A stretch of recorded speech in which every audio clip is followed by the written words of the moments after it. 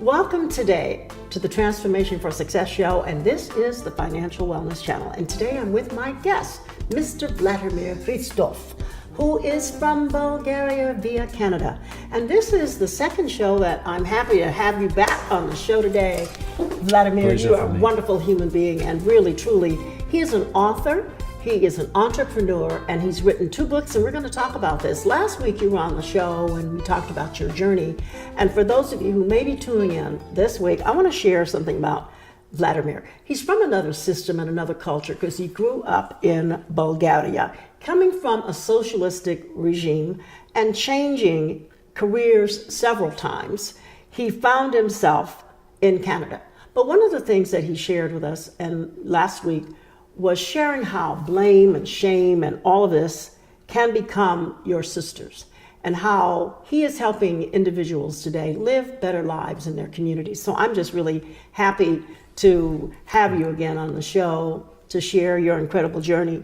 One of the things that we talked about last week were 2 of your mentors and people who really helped to transform your life, and that was Les Brown, the celebrated Les Brown, and Mr. Joel Bauer. And I thought just a mention of how did these individuals help you, Vladimir, and because we didn't really cover, and how you encountered these 2 gentlemen, and what was it that spoke and resonated to your heart that changed your career trajectory or changed your life? Yeah, Les Brown specifically, I like his speeches. I like his honesty, transparency, coming from a ghetto and become a so-pronounced speaker, and he didn't hide nothing. He was just making people in tears, and I was listening. He motivated me to become a Toastmaster as he did. And then I follow up this dream to become entrepreneur and speaker, because you need to know how to speak to people. And later on going to Mastermind Joe Bauer, who will go in details not only to be a speaker, but how to create your product, your brand, because without it, it's be very difficult for you to succeed. Right. So you learned some very important information from both these individuals. Yes. One who actually, as I'm interpreting what you said, who really motivated you to change your life because he was transparent and honest. So then you could be transparent and honest and not feel that people might think of you otherwise because you're an immigrant coming into the country. And then more importantly, Mr. Bauer, who actually, the mastermind, who showed you some of the steps of how you can be successful. And I think that's important because we can get motivated and stimulated, but it is really knowing how to practically put it into application where you become successful. So when you, for listeners, and those of you viewers, that he started in the cruise line business and the restaurant business, and then something extraordinary. He left Bulgaria to go on celebrity cruises. I'm telling your story. And then more importantly, he dealt with a lot of celebrities and learned that he needed to communicate in English. He was already proficient in English, but he needed to really learn better. And he honed in his skills more proficiently in talking with the guest and surviving successfully on celebrity cruises. But one of the things that was remarkable about you, Vladimir, is that you went back to Bulgaria, which I'm sure people thought you're crazy. You escaped Bulgaria because it's a Sovietistic regime, and then you come back to Bulgaria. But we kind of chuckled, my listeners, because he found his wife in Bulgaria. So there's always a reason sometimes you have to go back in order to go forward. So he went back, found a wife, and today he and his wife are successful entrepreneurs, and I credit her because it's your partnership. So for you women out there, just want to give you a shout out that, be behind your man, and obviously she was, and encouraged him to be where you are today. So I just want to give you a thanks, your wife. So thank her. I will, 100 times even more. Thank her for me. But more specifically on this segment, we want to talk about some of the serious business when we talk about preserving your community. One of the things Vladimir has written 2 books. One, I'm going to show this to the audience, is called Preserve My Community. And this is almost like a guidebook, tips and strategies of how to live in communities, as well as how do you successfully approach your neighbors. Now, I don't know about you, but I've never seen anything like this about really how to live in any community. In the previous show last week, we talked about how people, in some cases, don't have the tools, nor the money, nor maybe all that's needed to be in the successful community or in the right community for them. So he talked about there are some things that people can do to really enhance the community. So I want you to just share, what was your motivation in writing this book? And I know, Vladimir, that you have been, and I sense your spirit, that you want to help people. And, yes. and that's the whole thing about you. Why I just really admired you, and I wanted to have you on the show, because it's obvious that you care about people, and you've been dedicated to helping people and helping families to really survive, giving, some positive energy. So I just wanted to know, what motivated you to write this book, and tips and strategies, and share a little bit about that. Of course. Well, Dr. Young, yes, I am very concerned that people are buying without preparation. And I've seen this specifically with my job, and I'm as an entrepreneur as well. You have to check all the details and to discern the spiel and the truth. That's why we have a head and brain, but somebody should tell you this insight, these tips. And if you don't do that, then you're in trouble. Then you have to change your attitude. It's not only what I want to take, I want to give as well. There should be always a balance. And that's where the people are going on this entrapment that, oh, I'm living in a community, somebody else going to take care about me. I'm paying my monthly dues. Oh, why should I worry? It's not like this. Technically, it's the same attitude as you are only a house and nobody's around you. It's the same attitude. It is the challenge is that you have neighbors which you have to also help, and they have to help you. Right. The third thing is to celebrate. We always forget to celebrate. We think that when I'm happy, I don't care about you. But the truth of life is, when both we are happy, then the miracle happens. Right. And that's what I want to convey with this book, that yes, it's about our life, yes, it's about our choices, however, we're not alone. Right. One of the things that I know that recently in California, we were really hit very badly. The community of Malibu and those surrounding were with the loss of their homes, and needless to say, a whole city wiped out, paradise. But what I saw out of that was neighbors rallying to help one another. And so obviously there was a community established. And when I say community, that community of caring for each other, because there were neighbors who stepped in to help each other. And I really, really admired that, because I couldn't even fathom losing my home and everything, the destruction of it. But the one thing that I can say is human life is much more valuable than any property that you could ever have. So you've done something I think that's really interesting in this book. You have used the letters of your name to illustrate this book. Yeah. So share with that what the V and the L-A-D-I-M-I-R-E stands for. M-I-R, no E in it. Okay, Vladimir. All right. Okay, V as a victor, victorious. To be victorious, you have to be victorious in a mindset. Because if you're not victorious in mindset, you never like your community, you never like your home. L is love. It's the most powerful energy in this planet, which we create, and you have to transcend it to the people, and you have to expect it from the people. You shouldn't tolerate something like hate and kind of angry dispute. Okay, A is could be is acknowledge other people. Don't acknowledge only yourself. We're not alone. We already talked about it. D is like you have to dare to go outside and be yourself, and not to be shut down. When you live in a community specifically, you should dare to make something which is not convenient. Unfortunately, yes, we know that it's some challenges. I is intention. You have to have good intentions, and then your neighbors will acknowledge it and you will do it. M is like mother. Yes, you have to think about the communities like you're treating your mother. It's not like you're neglecting it and I don't care what's going on, because the community is like your body. You need the eyes, you need the fingers, you need everything. It's not one person is happy, the other is not. Actually, I like what Mr. Martin Luther King said. He says, if there is injustice somewhere, there's injustice everywhere. So it's the same starting with your community. Right. And again, another intention, the income maybe. The second eye is the income, that your income shouldn't bother you to still communicate with other people. The income shouldn't be a borderline. Say, I'm rich, I don't care about this poor guy, poor lady. No, we should communicate, because we have this community in ourselves. We need this communication. And R is resistance. You should never give up your community.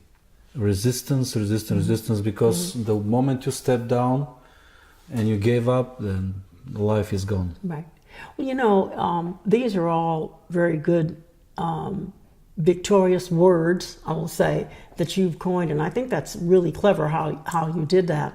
And it is so appreciated, because I think we're living in some times now where there are certain things taking place.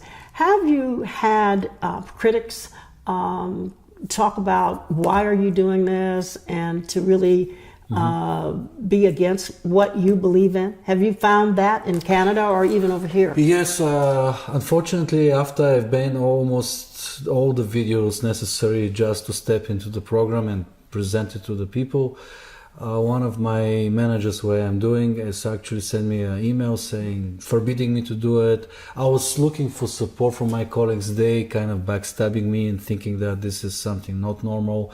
I shouldn't do that.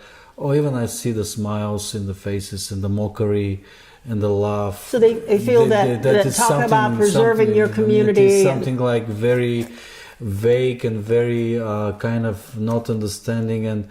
But I didn't see them stepping in. I didn't see them fighting for their belief, what I believe in, because I do believe that if you're putting outside, especially newcomers and new owners will take advantage of this program and be more prepared, because only through education, peaceful education, not with force, not with violence, then can reflect the other population of society. And that's what kind of I see the hypocrisy. That's they're complaining but doing nothing. Or let's say, or the criticism, as you said, even going further, I was thinking that I'm gonna lose some kind of income even, because I felt that it was kind of very severe criticism from my colleagues, and I was thinking friends. That can be a bit troubling, and I just asked you that because I know that, when we start on ventures and things that get people thinking maybe in a different perspective on it, you're going to have the people who are going to pick at it and criticize you, and sometimes even your best friends. Now, did you write My Home is My Fortress first? Is this the first book you wrote? Yes. Vladimir, this is a pretty big book. Whoa, this is pretty big, and the print is small too. So what did you hope to accomplish with this book? This was your first one, and I probably jumped to this one. I'm going to get back to this in a few minutes. But what did you hope to accomplish with this one? Because we're talking about verbal attacks, property managers in here, mistakes in the minutes. So we're talking about condo living. Are we talking about, because it seems to address some of those issues. What was the purpose of this book? What would you hope to accomplish with that one? I like to share the condo secrets. The condo secrets. I lived in a condo once. Yeah, the condo secrets of the people, because again, we are choosing by emotions, which is great. However, you need technique and knowledge, which you're going to prepare for yourself. And I think that people are not aware. I was discouraged and frustrated that people were throwing away the negative energy and thinking that they're throwing away this negative energy, something going to happen miraculously. No, you shut down the other people against you, or the other people against you may throw the same negative energy and it will go nowhere. That motivates me. Actually, the negative experience the first 2 years makes me write my own speech, and some people acknowledge it. They say, "Oh, thank you, I really like the book. Most of them will kind of look at me the same look, Yeah. which, you know, Right. empty Now, look. this book was actually written in Canada, Yes. about living in Canada. But it's American company which publish it. I couldn't find Canadian company to publish it. Well, maybe they don't want their secrets revealed. Yeah, that's what I was thinking. The American company, Balboa Press, Okay. yeah, made this happen. Because it talks about, now, when you talk about the strata manager, help me understand what that means when you say strata manager. Well, yes, unfortunately, this is where the people are kind of get confused. Strata is the Latin word for condominium level. The British Columbian government decided 20 years ago to change the word from condominium to strata. Oh. And by the way, in the Australia is the same, strata, but it's the same meaning. So strata means, is translated to mean condo. Condominium, condo, yeah. Condo, okay. And that's all right. yeah, that's okay, so this is a book about those who Live in in- Canada who live in condo communities. Yeah. Now, this book may come in handy because we are now dealing with, here in the United States, Mm-hmm. a lot of our millennials who are not wanting to buy homes, many that I've been talking to and sharing with, or they've been sharing with me, is about condo living, so that they're not interested in buying property. Have you come across any millennials that are telling you about that? I have one at home. Oh my God. Okay. You got one at home and you've been hiding him or her. 20 years old. Oh, okay. And I see that it's very challenging for him to buy a condo now, especially prices going up twice in British Columbia. I don't know how it's in States. I've heard that Yeah. also going. Well, it's like what I'm hearing is that a lot of the millennials here are preferring condo, apartment living than buying home properties. And I don't know if this is a trend of the future for them, but they're not as entrenched as the baby boomers in my generation of, you know, having property and having a home. They want to travel. They want to move about. That's what I hear, generally speaking. So are you prepared to sort of address that with future trends, since you have one at home? Are you getting some advice from him or her? Is it a him? Him, yeah. Are you getting some input from him? Well, I think that you're right. He wants to travel more. He wants to have more money for his car, for his let's parties. Why he should spend some money for a house? A house takes a lot of guts to repair and to maintain it. There is no condominium, somebody fees to help you. You have to do your own diligence and you have to be responsible. Plus the city can come and tell you things, okay, do this. But I think this is a good book in that it talks about some of the various things that I think that many owners, when they go into condominiums, don't quite understand the rules and regulations and don't ask maybe to see what the CCRs, I think they call them CCRs or something like that. What are the rules and regulations of the condos? And this talks about how to settle grievances, how to handle. Now, I lived in a condo, my late husband and I, for 16 years. And because he wanted to change some of the things in the building, he became the vice president of the board of directors. So we knew that one of the ways of changing that was for him to become a member of the board of directors. We were only 21 people, 21 condo units. We were the first African Americans to be in that building, and it was a more settled community. So there are things in this book, had we read some of the hidden facts and mistakes in the minutes and how the members could be empowered, and would have probably alleviated some of the challenges, which are minimal in our community, you know, as such. But I got a chance to move from home to condo, and it was, it was the transition, but it was nice. We were overlooking the ocean. Look, there's nothing to, you know, no, it was nice. We were overlooking, and right across the street was the beach. Excellent. So yeah, there were some perks with that. So now this book, if anybody wants to get it, it is sold in the United States. Yeah. And this is a newcomer, you, from the old world, who comes here and lives in Canada and writes this book hoping to give people a better life. Yes. What have been some of the challenges that you've had since you've been in this occupation, because I know that you're an entrepreneur, you're an author, and you're successful, but what have been some of the challenges that you've had to overcome? Well, first the impatience because people are buying the home, and then they start ask the questions, not vice versa. So you have to first ask the questions, walk through the building, meeting with the people, who is who, landscaper, handyman. There's so many directors, property manager, including what they're doing. So all these things can save you potentially thousands of dollars. Second is, again, you read it very quickly. When you see what is bylaws and regulation, what is it? Why you should know it after that? Maybe you should know it before that. Specifically, California is one thing. Right. Arizona, Florida is different. So you have to know that before, especially if you're a newcomer like me. The third thing is meet these people, the directors, because if you don't meet them, you don't know what's going on in this community. Otherwise, you're going to be blind again. But Vladimir, if you're new going into the condo community, you're already bought in, or you're already bought the property, and then you meet the directors afterwards. You should be vice versa. That's why I'm saying you should be vice versa. But how do you orchestrate that? Because a lot of times it's very difficult. I know here in the States, it would have been difficult for us to say, we want to meet with the board of directors before we decide to buy in here. Well, you can ask your realtor to make that. Okay, I get you. Or maybe there's another tip. You can ask one of them to show the property, which is much more easier. Then you're going to see mechanical rooms, electrical room, roof you cannot see because there's a liability there. But at least you can ask questions which you can make it say. Okay.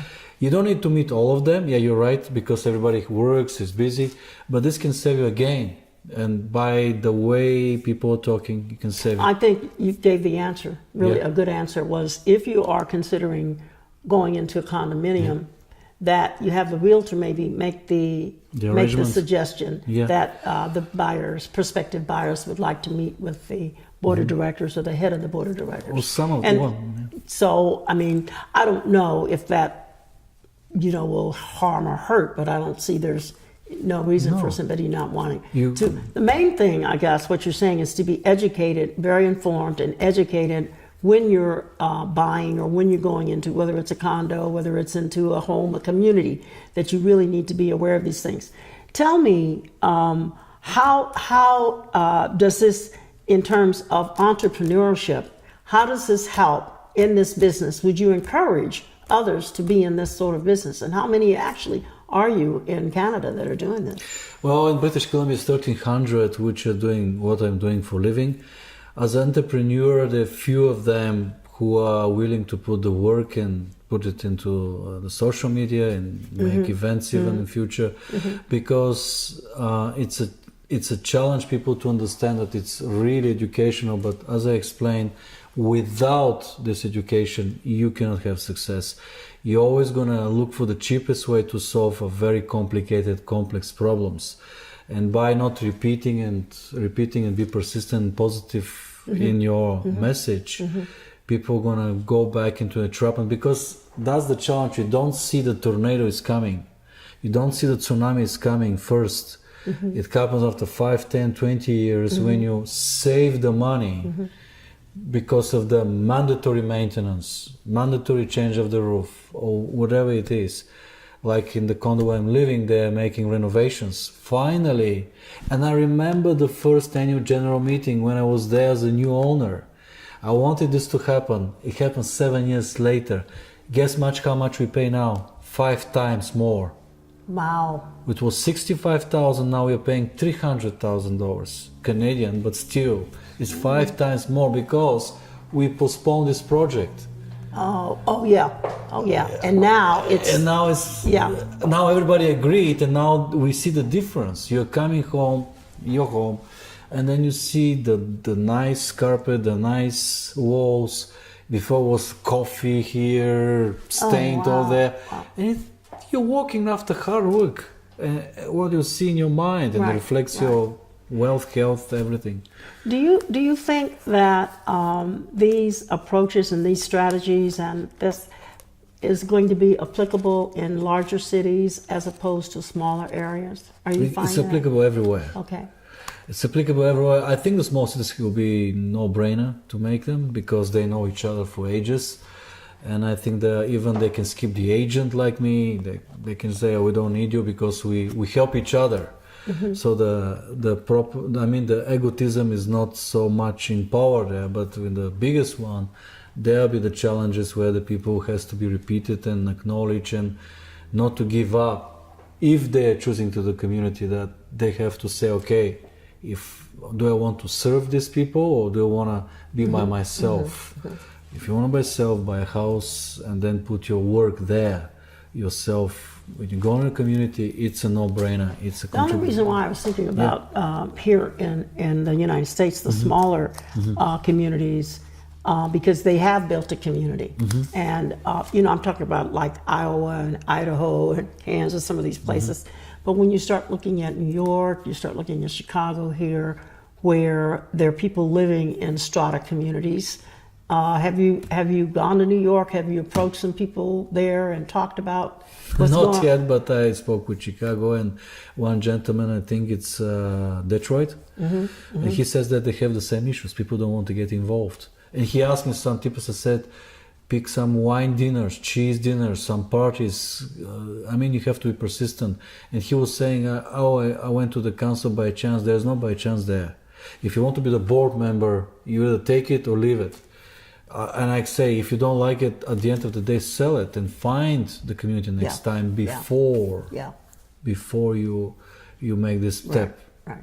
So what do you see as your future on this? What do you see as you've got your little eyes on a little glass ball, crystal ball, they call it? Traveling a lot, specifically here, first in Canada.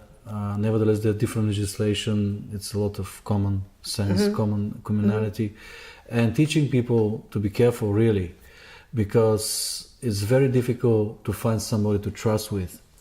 And that's where the things are breaking. Specifically in our job, where we have only 1,300 people, they're not enough in British Columbia, which is building. Right. And they say, who's going to manage it? Who's going to take care of it? And finally, you end up with self-management, which is possibility. But then you're not prepared to start do mistakes. Your contracts lie to you. They don't do the job. What to do? Who's loyal? And that's here. Plus, I've seen some of my colleagues. I'm not bad mouthing, seeing that they're jumping from company to company. Nevertheless, at their performance, and they can harm more people. Oh wow! That's why I want to predict with this to be open eyes, education. That's the key. Well, I want to thank you. Truly, this has been really interesting and a very serious business owner's guide to preserve my community by Vladimir Hristov. And tell them where they can get this book. Well, if they go to preservemycommunity.com, I will give them for free. So, free? Free, yeah. Woo! Hey, how many guests y'all have on my show that give free? Again, this is the Financial Wellness Show, and today I am so happy to have had Vladimir on the show to share what people have really never known possible, and that's how to connect with your community, preserve your community. And here's the tip and guides. And I want you to get this book, and he's at www.preservemycommunity.com. And so, Vladimir, I know this is going to be a hit, a serious business guide to preserving my community. And thank you. And you can also, I'm not denying this, it's a big book, but you can get My Home is My Fortress. Okay? And you can also get this book through Vladimir at the same website address. So this is Dr. Barbara Young, and I'm signing off today with my guest, Vladimir Hristov. So goodbye to you, and I want to wish you all the success in the world as you continue to help people and engage them and letting them know that there is a brighter future. And you know what? You're going to have a good week and a good day. Thank you so much for viewing the show. You can write me at info@transformationforsuccess.com. Again, this is Dr. Barbara Young, and I want to thank you for tuning in to today's show. Bye. Love you all. Wait, bye-bye.